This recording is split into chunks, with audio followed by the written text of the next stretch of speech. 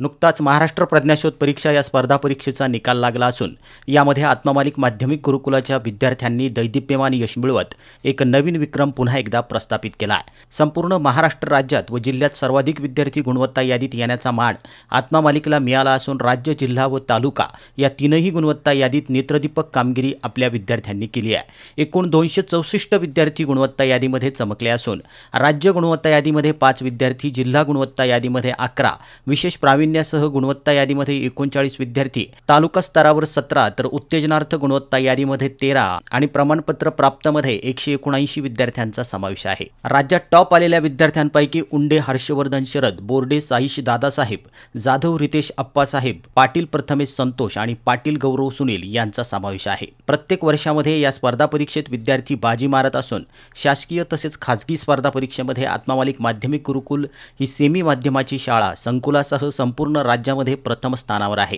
या सर्व विद्यार्थ्यांना गुरुकुलाचे प्राचार्य श्रीमान निरंजनजी डांगे सर यांच्या मार्गदर्शनातून सर्व विषय शिक्षकांचं मार्गदर्शन लाभलंय।